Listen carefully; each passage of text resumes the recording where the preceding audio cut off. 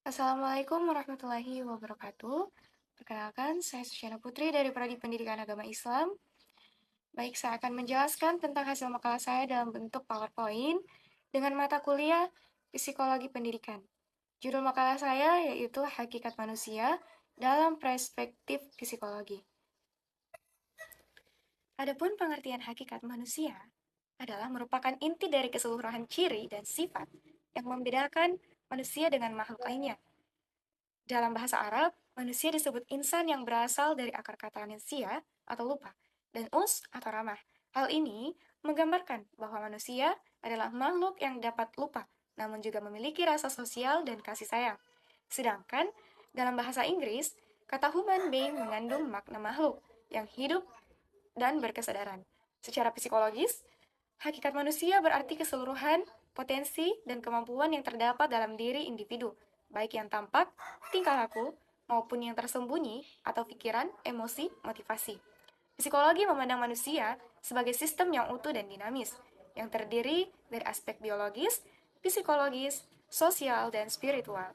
Keempat aspek ini saling memengaruhi dan tidak bisa dipisahkan satu sama lain. Adapun pandangan psikologi tentang hakikat manusia, yang pertama, aliran psikoanalisis.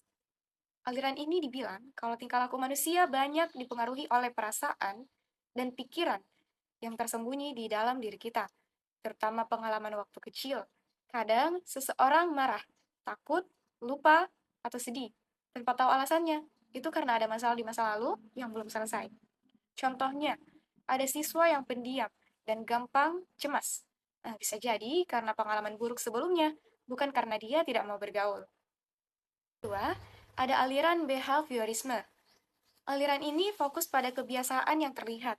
Menurut behaviorisme, manusia bertindak karena terbiasa dengan hadiah atau hukuman. Kalau suatu perbuatan sering diberi hadiah, maka perbuatan itu akan diulang. Contoh, siswa rajin belajar karena sering dipuji atau dapat nilai bagus.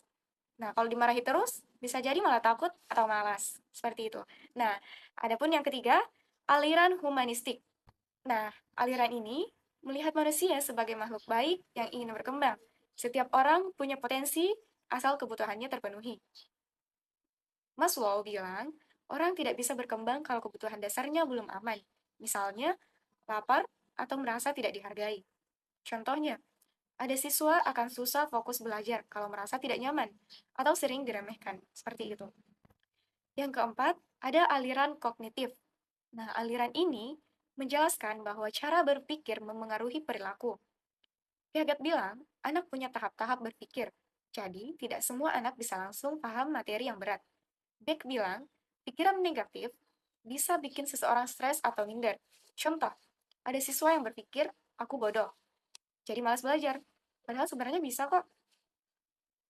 Yang kelima, ada aliran eksistensial dan transpersonal. Aliran ini fokus ke makna hidup dan spiritualitas.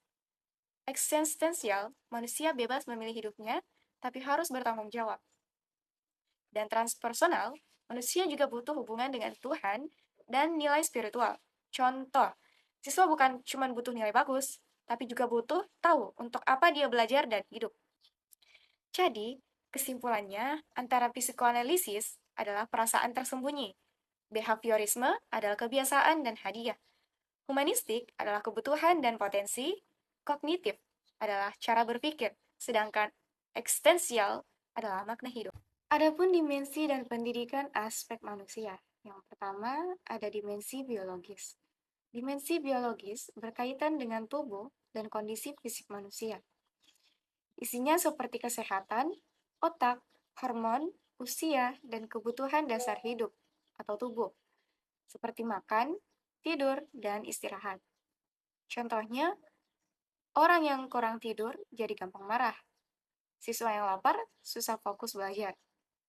Sakit bisa memengaruhi emosi dan semangat. Intinya, kalau fisik tidak sehat, aktivitas dan pikiran juga ikut terganggu. Yang kedua, ada dimensi psikologi. Dimensi psikologi berhubungan dengan pikiran, perasaan, dan kepribadian seseorang, termasuk emosi, motivasi, cara berpikir, kepercayaan diri, dan stres. Contoh, Orang yang percaya diri dari lebih berani berbicara. Siswa yang cemas saat ujian jadi blank. Terakhir, pikiran negatif bisa bikin seseorang mudah menyerah. Intinya, cara berpikir dan perasaan sangat memengaruhi perilaku. Yang ketiga ada dimensi sosial, yang berkaitan dengan hubungan manusia dengan orang lain dan lingkungan sekitar. Misalnya, keluarga, teman, sekolah, masyarakat, dan budaya. Contohnya, ada dukungan keluarga bikin semangat belajar. Lingkungan pertemanan buruk bisa memengaruhi perilaku. Guru yang ramah bisa bikin siswa nyaman. Intinya, manusia tidak bisa hidup sendiri dan akan selalu butuh orang lain. Yang terakhir ada dimensi spiritual.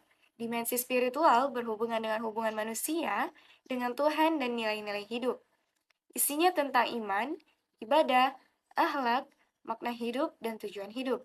Contoh, yang pertama, orang yang dekat dengan Tuhan lebih tenang.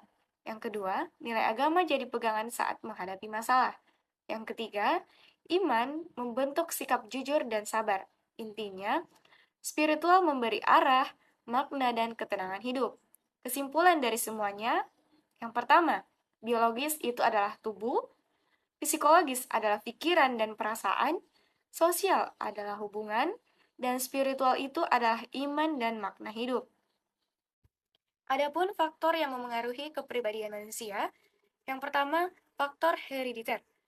Faktor ini adalah sifat dasar seperti temperamen, bakat, dan kemampuan kognitif sebagai yang diwariskan secara genetis dari orang tua. Yang kedua, faktor lingkungan.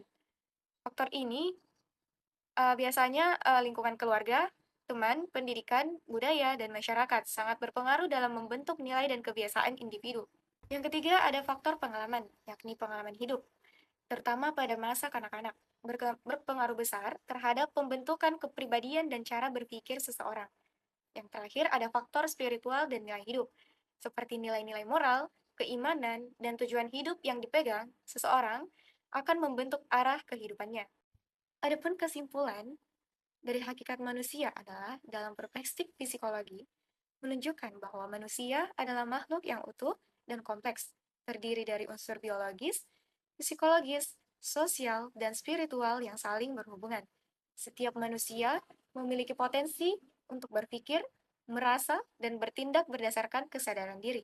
Melalui berbagai aliran psikologi seperti psikoanalisis, behaviorisme, humanistik, kognitif, dan eksistensial, kita memahami bahwa manusia tidak hanya digerakkan oleh naluri dan lingkungan, tetapi juga memiliki kebebasan, tujuan, dan kemampuan untuk mengaktualisasikan diri.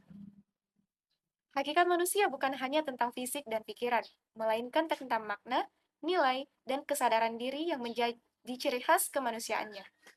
Selain itu, pemahaman terhadap hakikat manusia sangat penting bagi kehidupan pribadi, sosial, dan pendidikan.